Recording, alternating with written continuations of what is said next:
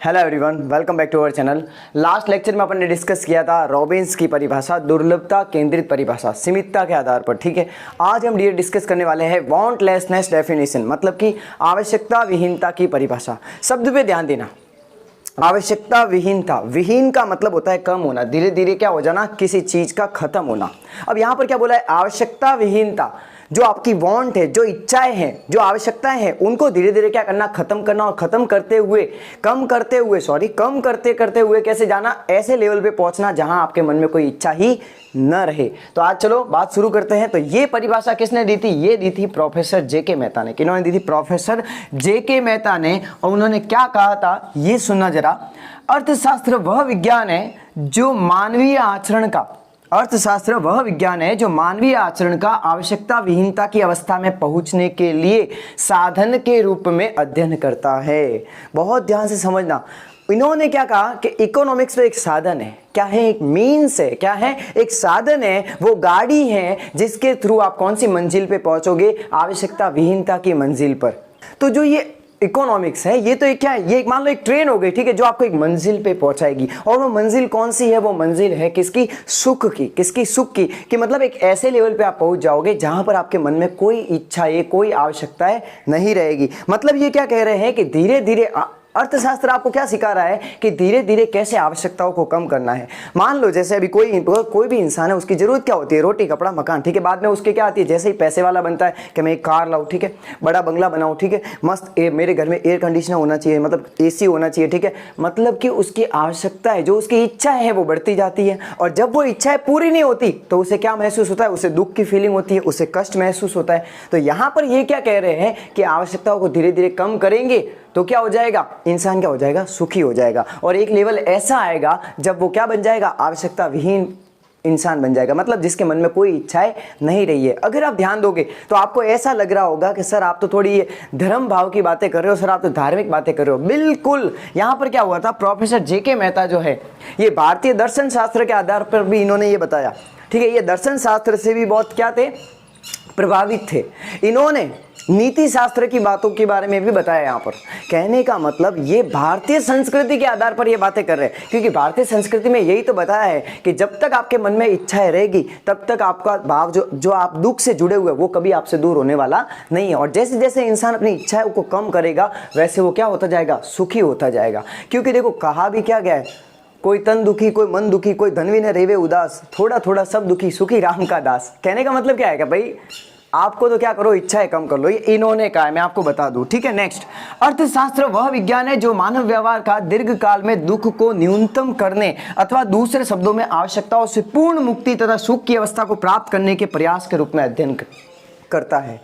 मतलब क्या हुआ, ये एक ही बात कह रहे हैं कि भाई अर्थशास्त्र तो एक ऐसा शास्त्र है जिसके द्वारा क्या होगा कि आप क्या करोगे, अपनी आवश्यकताओं को धीरे धीरे कम करते जाओगे। और कैसे सुख की प्राप्ति करनी है, ये कौन बताता है, अर्थशास्त्र बताता है।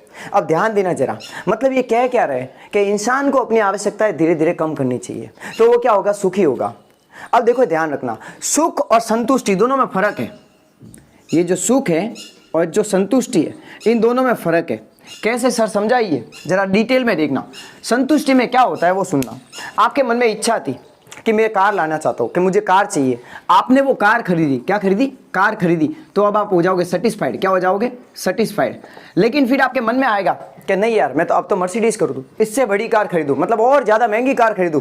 अब जब तक आप वो नहीं खरीदोगे आप अंदर से क्या रहोगे, दुखी रहोगे, आप संतुष्ट नहीं होंगे। जैसे ही आपने मर्सिडीज खरीद ली फिर आप क्या हो जाओगे, सेटिस्फाइड, वापस क्या हो जाओगे, संतुष्ट हो जाओगे। लेकिन सुख का मतलब क्या है, सुख का मतलब है स्टेट ऑफ माइंड। ये एक मानसिक स्थिति है। मतलब जब आपके मन में कोई इच्छाएं नहीं रहती है, जब आपके मन में रहा ही नहीं कि मुझे तो कार खरीदनी है, कि मुझे ये मर्सिडीज खरीदनी है, कि मुझे ये एयर कंडीशन खरीदना है, कि मुझे बड़ा बंगला लेना है, कि जब आपके मन में इच्छाएं क्या हो जाती है, धीरे धीरे खत्म होती जाती है और इच्छाओं का लोप हो जाता है, मतलब आपके मन में इच्छा ही नहीं रहती है, तब इंसान क्या होता है, सुखी होता है। क्यों, क्योंकि उसके मन में भाव ही नहीं रहा कि मुझे ये पूरा करना है। तो ये क्या कहते हैं कि संतुष्टि और सुख में क्या है, है, फर्क है। और अगर इंसान को सुख पाना है तो उसे अपनी इच्छाओं को क्या करना है, कम करना है। अब आप भी सोच रहे होंगे कि सर ऐसा थोड़ी हो सकता है, अगर अपनी इच्छाएं कम हो जाएगी तो दुनिया तो पूरी रुक जाएगी ना। अब मान लो कि सर हम ही क्यों पढ़े, फिर क्या हमारे पढ़ के कहाँ जाना है। वही बात इसी आधार पर कि अगर मान लो सब लोग अपनी इच्छाएं कम कर देंगे, सब आवश्यकताएं कम कर लेंगे,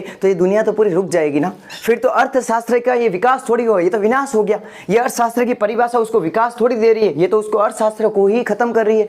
बिल्कुल इसी आधार पर फिर क्या हुआ, फिर इसकी आलोचनाएं हुई। इस परिभाषा की आलोचनाएं क्या हुई, पहला देखो भौतिक तथा विकास के विपरीत। मतलब कि क्या हुआ, ये आपके जो भौतिक सुख साधन है, जो मेटेरियलिज्म है, मतलब जो सुख सुविधाएं हैं, उनके खिलाफ है। ये कहते हैं कि नहीं, इच्छाएं ही मत करो, धीरे धीरे इच्छाओं को खत्म कर लो। तो बताओ क्या आर्थिक विकास हो पाएगा? नहीं, क्योंकि अब इंसान ने क्या चाहा कि मैं यहाँ से वहाँ जाऊँ, ठीक है, जल्दी पहुँचूँ। मान लो इंडिया से अमेरिका जाना तो आज कोई बड़ी बात नहीं हुई, किसके कारण, एरोप्लेन, ठीक है, फ्लाइट के थ्रू आप जा सकते हो। लेकिन अगर इंसान चाहता कि नहीं मुझे यार वहाँ जाके क्या करना है, सो होता ना अमेरिका, इंडिया में अपन तो भले। तो बताओ क्या एरोप्लेन आती, क्या फ्लाइट आती, क्या दुनिया में कोई नया आविष्कार होता? नहीं। तो यहाँ पर एक बात ये भी है कि अगर मान लो ऐसा मत करो कि आवश्यकताओं को कम करो, आवश्यकताओं को पूरा करो। क्या करो, आवश्यकताओं को पूरा करो। तो इससे क्या होगा, दुनिया में, देश में क्या होगा, विकास होगा, और भी नए नए साधन क्या होंगे, आएंगे, बनेंगे। नेक्स्ट, अर्थशास्त्र स्वयं के नाश का कारण। अगर इस डेफिनेशन के बेस पर जाए, इसके आधार पर जाए, तो अर्थशास्त्र तो स्वयं भी क्या हो जाएगी, खत्म हो जाएगी, उसका क्या हो जाएगा, नाश हो जाएगा।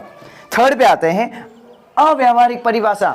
ये प्रैक्टिकल नहीं है, क्योंकि ऐसा कौन सा इंसान है, भाई साधु संतों को छोड़ दो एक साइड में, लेकिन ऐसा कौन सा इंसान है जो चाहेगा नहीं मुझे तो ये नहीं खरीदना, मुझे तो ये नहीं चाहिए, मेरे पास तो जितना मेरे पास है उतने में मैं सुखी हूँ। नहीं ना, हर इंसान के मन में क्या होता है, मान लो उसकी 10,000 सैलरी है, तो वो क्या चाहेगा कि यार मेरे जो 1 साल बाद है मेरी सैलरी 15,000 हो, ठीक है।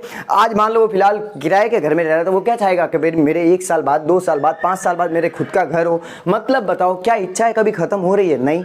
और इसी से तो डेवलपमेंट होता है। तो यहाँ पर अगर इस परिभाषा के बेस पर जाए कि आवश्यकताओं को कम करो, इच्छाओं को कम करो, तो क्या हो जाएगा, सारा विकास क्या हो जाएगा, रुक जाएगा। तो ये कैसी परिभाषा है, ये इम्प्रैक्टिकल है, ये प्रैक्टिकल परिभाषा नहीं है, अव्यवहारिक नहीं है। मतलब इसको व्यवहार में लाया नहीं जा सकता, इसको अप्लाई नहीं किया जा सकता। फोर्थ पे आते हैं, अर्थशास्त्र केवल आदर्श विज्ञान नहीं है। आदर्श विज्ञान का मतलब क्या, मान लो जैसे कोई मोटा इंसान है, ठीक है, वो मैगी खा रहा है। अब मैं उसको बोलूँ यार मैगी मत खा, तू और मोटा हो जाएगा। लेकिन मैं बोल रहा हूँ हाँ भाई मैगी खाओगे तुम मोटे हो और फैट बढ़ेगा तुम्हारा, मैंने ऐसे बोला, ठीक है, मैदा खा रहे हो तो। लेकिन अगर मैं बोलूँ नहीं यार तुम्हें नहीं खाना चाहिए वरना तुम मोटे हो जाओगे, तो यहाँ पर क्या बात हो रही है, यहाँ आदर्श विज्ञान की बातें हो रही है। यहाँ नियम नहीं बता रहे, यहाँ क्या बता रहे हैं कि अगर ऐसा करोगे तो फिर दुखी ही रहोगे, तो आवश्यकताओं को कम करो। क्या बोल रहे हैं, ये आवश्यकताओं को कम करो, मतलब ये उद्बोधन देने की बात कर रहे हैं, यहाँ भाषण देने की बात हो रही है, यहाँ प्रवचन देने की टाइप बात हो रही है कि भाई आवश्यकताओं को कम कर दो तो तुम सुखी हो जाओगे। यहाँ पर कोई अच्छा मेजरमेंट नहीं दे रहे, ये आपको कोई माप नहीं दे रहे हैं, आपको कोई सिद्धांत नहीं दे रहे हैं कि किस प्रकार से हमें आगे बढ़ना है, किस प्रकार से सीमित साधनों का उपयोग करना है। ये तो एक ही बात कह रहे हैं कि भाई साधन सीमित है तो सबके हिस्से में तो आएंगे नहीं। ये क्या बोल रहे हैं कि भाई 1 लीटर पानी और पीने वाले 20 लोग हैं तो सबके हिस्से में तो आएगी नहीं, तो कुछ लोग क्या करो, पानी का व्रत ले लो सीधा। ये वाली बात कर रहे हैं कि भाई पियो ही मत तुम तो ये ऐसा हो सकता है क्या? नहीं, कोई ना कोई दूसरा आपको क्या करना पड़ेगा, उपाय ढूंढना पड़ेगा। तो इस परिभाषा की क्या हुई, आलोचनाएं भी हुई थी। इसीलिए इसके बाद कौन सी परिभाषा आई थी, विकास केंद्रित परिभाषा आई थी। कौन सी आई थी, विकास केंद्रित परिभाषा। उसे हम नेक्स्ट लेक्चर में पढ़ेंगे। यहां पर एक बार इंग्लिश में देख लेते हैं। Economics is therefore the science that studies human behaviour as the effort to minimise pain. जो आपका पेन है, जो दुख है, जो दर्द है, उसको कम करने के लिए स्टडी करता है। कौन करता है, economics. In the long run, मतलब कि लॉन्ग रन में, लंबे समय में अगर आप सुखी होना चाहते हो तो आप इकोनॉमिक्स की स्टडी करो, क्योंकि अगर आप इकोनॉमिक्स की स्टडी करते हो तो आपकी धीरे धीरे आवश्यकताओं को आप क्या करते जाओगे, कम करते जाओगे। और जब आवश्यकताएं कम होती जाएगी तो आपके क्या हो जाएगा, मन में वो भाव ही नहीं रहेगा। क्योंकि देखो मान लो ज़्यादा आवश्यकता होगी तो उनको पूरा करना पड़ेगा, और अगर पूरा नहीं हो पाई तो आपको क्या होगा, दुख होगा। तो आवश्यकताओं को रखो ही मत, सीधी सी बात है। ना रहेगा बांस ना बजेगी बांसुरी, ये बात कह रहे, मैं नहीं कह रहा हूं, ध्यान से आगे। और in other words an endeavour to gain freedom from wants and reach the state of happiness. ये क्या बोलते हैं कि भाई ये तो एक ऐसा साधन है कि आप इच्छाओं को छोड़ दो तो आप स्टेट ऑफ हैप्पीनेस, मतलब सुख की अनुभूति को क्या कर लोगे, प्राप्त कर लोगे। So this is how we have completed कौन सी वाली डेफिनेशन, वांटलेसनेस डेफिनेशन। ठीक है, तो आज हमने पूरी की आवश्यकता विहीनता की परिभाषा। अगर बच्चों आपको इस परिभाषा में कोई भी डाउट है तो आप मुझे कॉमेंट सेक्शन में जरूर बताना, मैं मैं उसका सॉल्यूशन करूँगा। ठीक है, तो अब हम मिलेंगे बच्चों नेक्स्ट लेक्चर में, नेक्स्ट वीडियो तक। पढ़ते रहिए, स्वस्थ रहिए, मस्त रहिए। Thanks for watching. जय हिंद, वंदे मातरम।